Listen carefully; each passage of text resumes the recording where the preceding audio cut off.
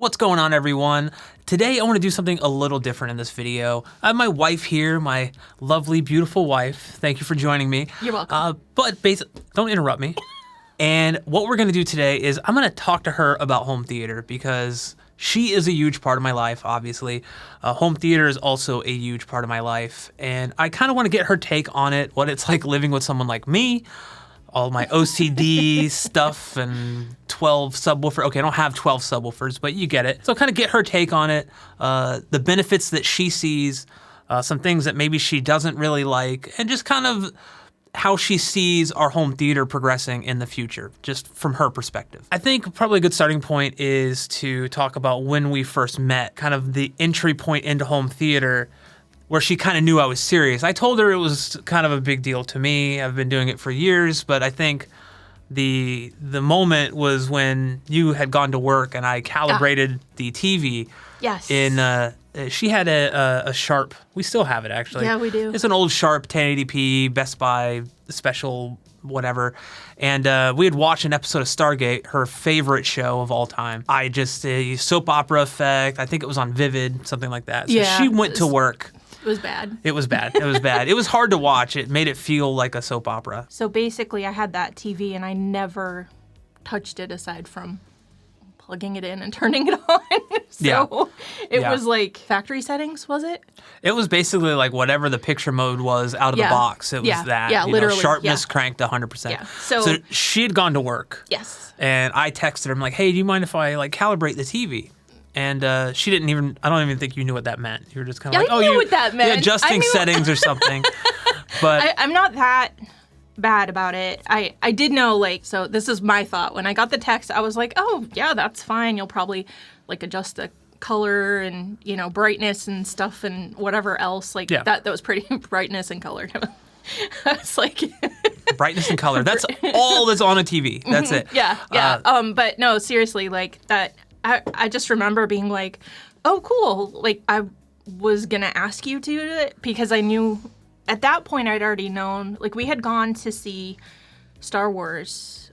Which Star Wars did we see? Episode 7. Yeah, so we'd seen that. And after that movie, it was definitely a different experience from anybody else because you were very much talking about transitions and lighting and stuff like that. And I had known that you were into home theater and you were into tech and stuff, but that's when I was like, oh, he's really into this, and I knew you'd gone to film school, so I knew it was a passion, but that's when it really hit, this is definitely something really important to you. And so I had thought when we started dating and he would come over to my apartment, I would be like, my TV's probably bothering him.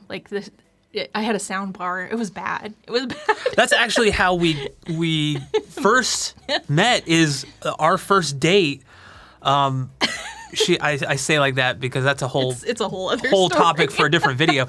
But you had a sound bar and she didn't know how to hook it up. Yeah, and that's so how bad I was. It was literally a plug and play sound bar, and I couldn't hook which it we up. still have. But yeah, I came over. We ended up having to go to Target to get a cable that she ended up not needing, but I actually am using still to this day. So that's cool. Yeah. Anyway, so she'd gone to work. And I had just done a basic calibration, used a test disc and just adjusted brightness and color temperature and saturation, all that stuff. She came home and literally goes, did you buy a new TV? Yeah. Because this looks completely different. I walked in and you were like, hey, you want to see the TV? And I was like, sure. And I sat down and you turned it on, and I can't even remember what you were playing. But I don't, yeah. It was just... probably something like Planet Earth or something like that. Just like a CD, a DVD that you have. CD, yeah. CD. A laser disc. A laser disc. A VHS tape. No, but I just remember thinking holy cow, this is a new TV. And I remember looking down and seeing Sharp, and I was like, I had a Sharp, didn't I? And then I just said, okay, you bought a new TV. And he was like, no, I didn't. And I really I could not believe. That's when it really hit me how much that matters and how my whole life my whole life was a waste up until that point on home theater because I had never known anyone that could like make it a huge difference, and I could see it. So I think also I was thankful that like when he was like, "No, this is seriously your TV," and I was glad that like I could see the huge change. Yeah, and I was and like, also okay. that I didn't like go out and spend a ton of money buying a TV. But no, I think that's just a testament to like having a little bit of knowledge goes a long way, because you can make something that you currently have look and sound as good as it possibly can. That's just from having experience doing it on other TVs. Like, I was happy that you could see the difference. And Me too. You know, and then fast forward a few years where, you know, we're living in this house, which we're moving from, but we had a 65-inch TV, and it was just last year when we rearranged everything. The way it was set up before was we had everything on the other wall, which is like the long wall, and typically you want your home theater stuff, like your display and your fronts and stuff, on the short wall. And so we kind of turned everything and moved it like 45-degree angle. Basically, yeah. And the first thing you said to me when we watched like a demo clip or something, she goes, "We need a bigger TV." Yeah. And that's when I realized I married the right woman. So talking about our current home theater, you know, we've had conversations with your family, people that aren't necessarily into home theater. Yeah. Not just your family, but people in general. Like and friends and stuff. Yeah. And you explain to them, "Oh, we have 4 subwoofers." And normally the reaction that's met with that is, Why? "Oh my God, why?" And so from your perspective, Yeah. can you talk a little bit about when I first said, "I want 4 subwoofers," that expectation, or then when you heard 4 subwoofers to now having 4 subwoofers, would you say that having 4 subwoofers is overkill, or properly dialed in, you don't realize that you actually have 4 subwoofers, but it adds a sense of depth and immersion that you don't get from maybe 1 or 2? Yeah. I mean, honestly, first of all, I got to shout out to SVS because they're why we have the most wonderful subwoofers we can afford, because they've been a great company. Like, I just appreciate them, and I love their subwoofers. I trust you. Like, at that point, like, you made, like, I thought you gave me a brand new TV, and it was my same TV. So after that, I'm the kind of person, I feel like, I mean, not to get into whole gender things, but really there is, like, generally speaking, it's more of like a guy thing, and a lot of wives, like a lot of women I know, don't even want to see the TV in their house, and that's not me. I'm not that person. Who doesn't want to see a TV in their house? Oh, do people like that actually exist? Yes. Oh, yeah.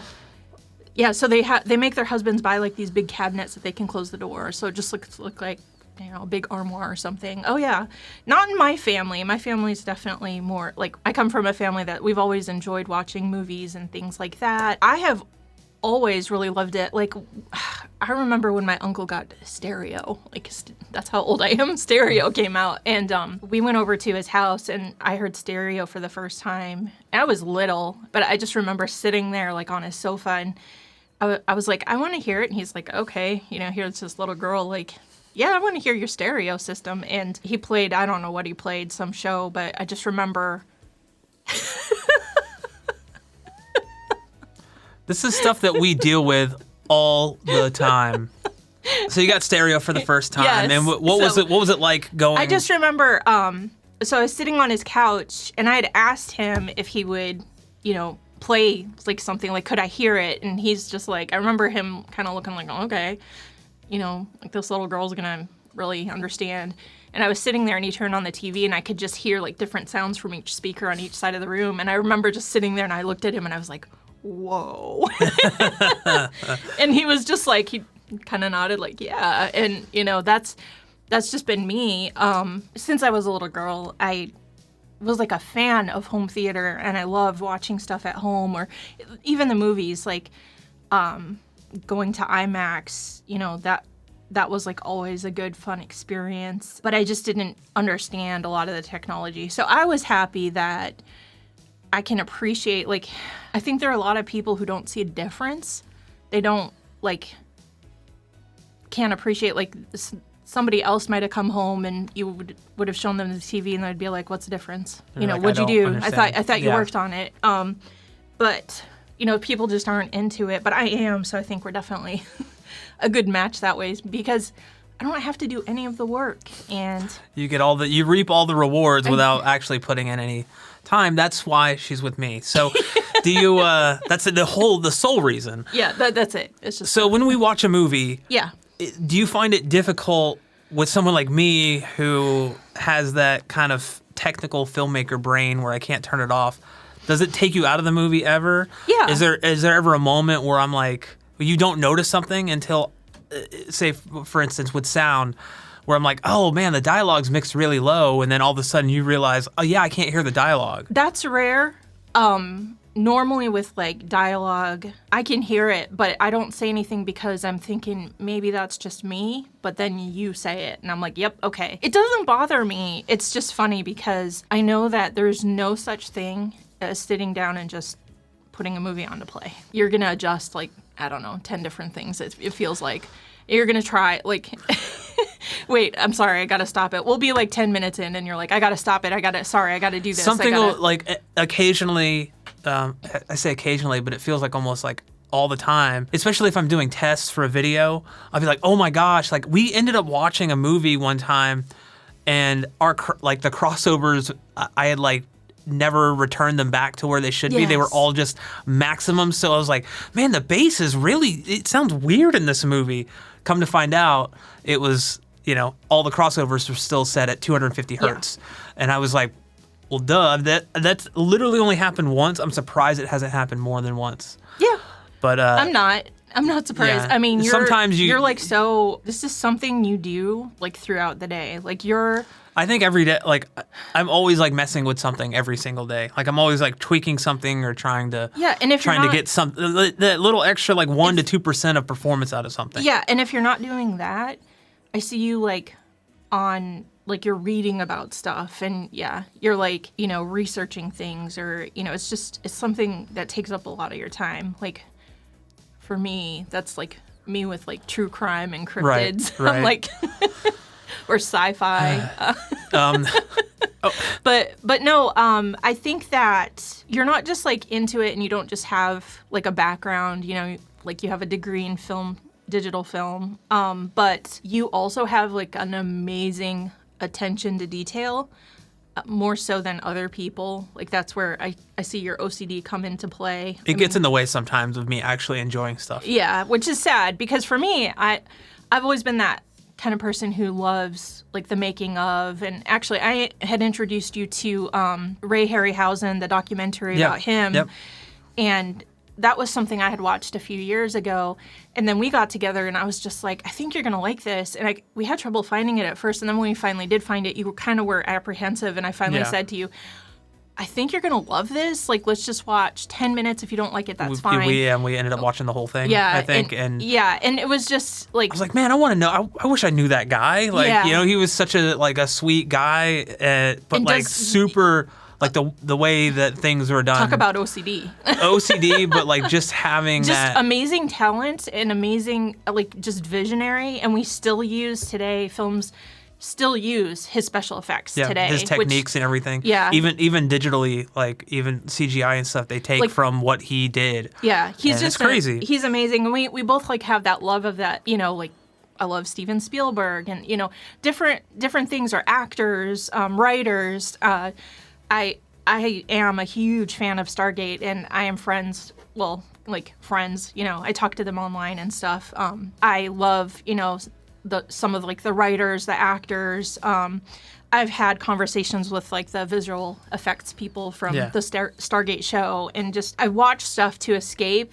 But I also know that a lot of people put a lot of work into these things, whether it's a TV show or a movie or even like just like a video on YouTube. A lot of work goes into this stuff, but I appreciate that aspect of it too. And I love a lot about it. It's like a lot of times when you try to explain things to me, it just goes over my head. Yeah. I'm like, okay, I understood maybe 5 of those words. I know you're speaking English, but.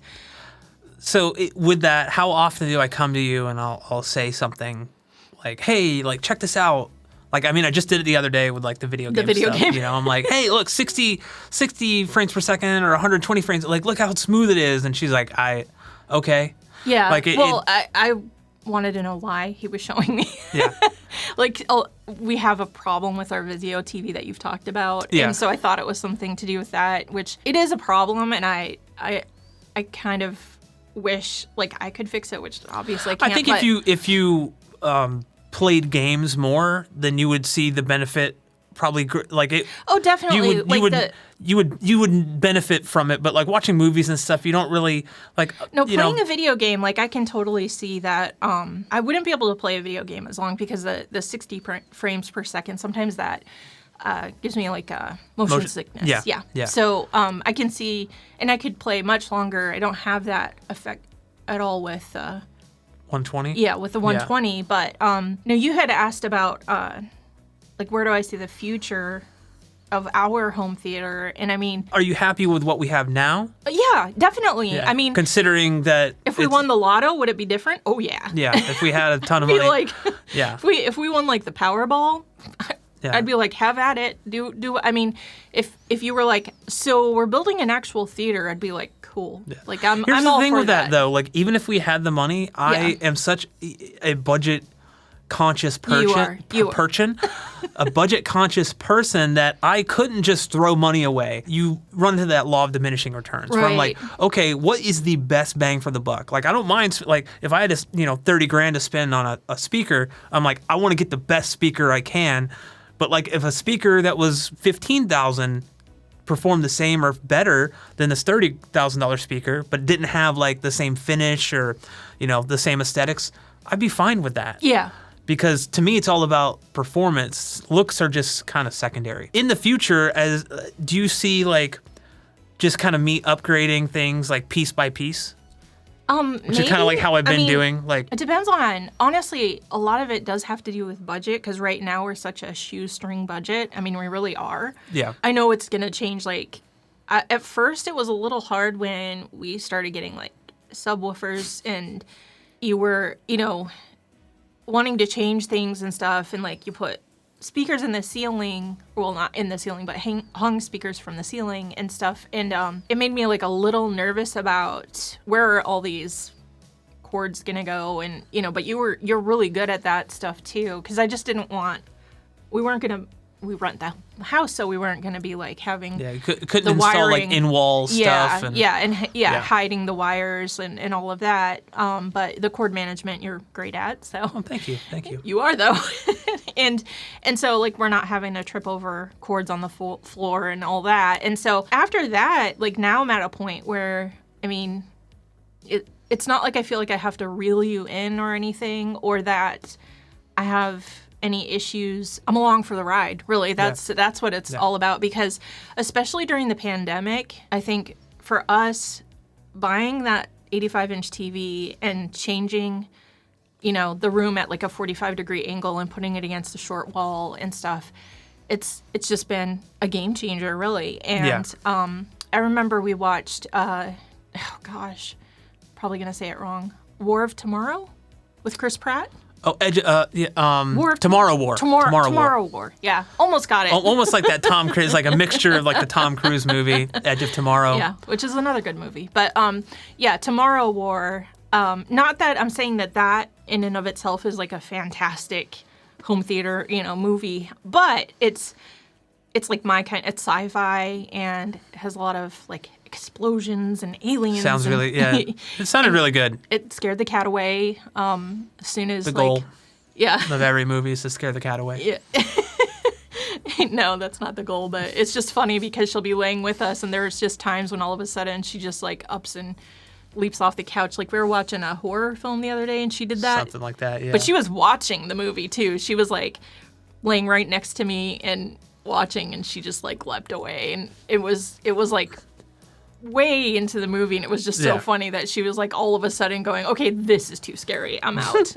But you've gotten me into horror more because it's so much more immersive having that sound and everything. Yeah. And with the subwoofers, for me, I remember watching Jurassic Park in the movie theater, And that movie was just absolutely amazing. And I understood the importance of having like the bass right and stuff like that, because, you know, you can feel like the T-Rex coming, and, you know, that just that whole scene where they're in the Jeep with the cup of water and you feel that like boom, and you could feel that in the theater.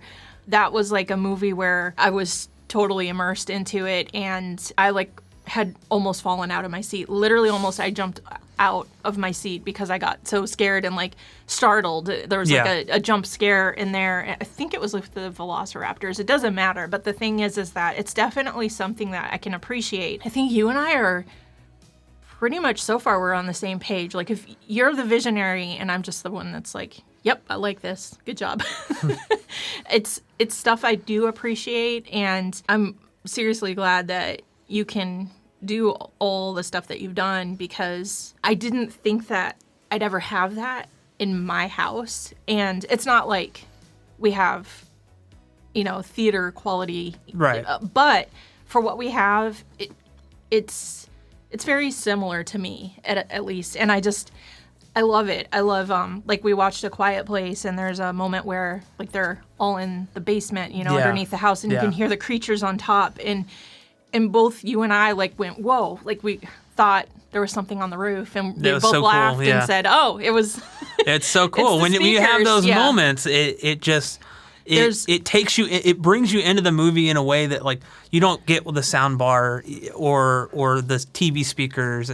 I'm not saying sound bars are awful or anything. They're good at what they can be good at what they do and what their intent is. It served my need when I was right single in an apartment. But, you know, to get that full immersive experience, you need dedicated speakers and subwoofers and you need to spend the time to either spend the time yourself to calibrate it and get it dialed in. You know, watch my videos, my tutorials, or you pay someone to do it. But, like, just throwing 4 subwoofers in a room isn't going to get you the best result. 99% of the time, you have to go in and make some adjustments. Definitely. I mean, that's something that I myself have really seen the benefits of. And I feel like you do such a good job of, if I didn't know you and I was, like, really trying to get into home theater, you lay it out so somebody like me that doesn't understand what the heck I'm doing at all, I feel like I could watch your videos and do it. Well, no, seriously. I mean, that's like that is honestly my goal, is I think good audio and good video and, like, being able to do stuff yourself should be accessible to everyone. Yeah, definitely. And that I'm very much that way, you know. I'm well, and you're really good at teaching. Like, you've taught me a lot of stuff. The funny thing is, like, one thing I've learned is how many mistakes are made. I used to consider myself pretty, like, detail-oriented, and I've caught mistakes in shows and movies and stuff, but with this guy, it's like, boom, mic. Well, also when you have a huge TV or a huge display, any of you that have projectors or anything with a massive 150-inch screen, you can pick out every little nuance, every little, like, minute detail that's wrong, and those things tend to really stick out when you have a much bigger display. True, but you notice stuff that I don't, even with both of us watching the same size TV. I've learned a lot, and so now it's kind of like I tell people, you've ruined me on, like, I cannot go back to how it was. I would rather not watch anything at all if like, going back to my apartment with my cruddy TV. I would not want to I would not want to do that. I love what we have, and for me, I'm always like bigger and better. Like, I would be happy if you said we're building an actual theater. The fact that you're like, I'm not going to do that. I mean, we've talked about that, you know, just like the future and stuff. I was raised like where the sky's the limit. That's how my parents have raised us. Whatever we want to do. So for me, I think big, you know, really big. But that being said, what are you trying to say? Just talking about big stuff for like 5 minutes straight. Anyway, no, I'm just kidding. Oh my gosh, yeah, this is my life. It's like all day. This is it. He's so funny. But all day. I don't know. I'm excited about it. That's the thing, is whatever. I'm like, I've said it before. I'm along for the ride, and really, I just feel like at this point, he just will bring up ideas to me like, hey, what do you think about? Which it's just kind of a, I don't know, almost like a formality, or you're just being polite because you already know I'm going to be like, sure. Yeah. She's very like open about just letting me have free reign of like the home theater stuff. Like she's like, she doesn't care. She's like, if it sounds good, if it looks, I don't care. Like just do what you want. I think I care more about, but like I'm more into the type of couch that we have or the seating. Or like the theater seating. Yeah. Valencia, hey, how you doing? Yes, Valencia, please help us. So before we wrap this up, I want to ask you one last thing. Okay. So the equipment that we have in our theater isn't top of the line. Right. In fact, like the speakers outside of the subwoofers, the speakers that we have are entry level. You know, they're relatively inexpensive. Now, a lot of people want to get into home theater, but they think that they have to spend, you know, $5,000, $6,000, $7,000 on speakers and stuff. Mm-mm. What would you say to that person, you know, starting out? You don't have to. You seriously don't, because somebody like me, you can definitely, there's so much out there for, you know, to help you. So many people, there's like just so many resources, and you shouldn't be afraid. If it's something, if you're like me and you're like, maybe this TV that I've never touched in the soundbar isn't enough. Yeah. You know, it's been worth every penny, and all the time like you spend on it and stuff is worth it. It's been worth, you know, all the doors rattling and me waking up being like, oh gosh, it's Ready Player Game 1. Ready Player Game 1? What? Ready. She did a few shots of vodka before this. Sad thing is totally sober. Yeah. Well. Ready Player. Ready Player 1. Steven Spielberg. Oh, not that scene again. Yeah. Over another Sixer Fixer? Yeah, that one over and over again. Oh. But I just want to thank you from the bottom of my heart for not only joining me in this video, because I know I put you up to it, but also for being so honest and open with me about home theater and the things that you like. And you put up with my craziness and, you know, those many nights where I'm like, I got to test out this subwoofer for, you know, 2 hours and play the same scene over and over again. You know, you've been really awesome. So thank you so much. You're welcome. Is there anything you want to say to the people before we close this out? Like and subscribe. Or you don't have to. He's almost at 10,000. So 10,000 subscribers. That's insane. We're gonna do. I think we might do a live stream once we hit 10K, and I think it would be fun to have both of us on that live stream. I don't know. So comment below if you want to see this let us again. know what you if you want to see this again. But thank you for watching, and I will catch you in the next one. Bye, guys.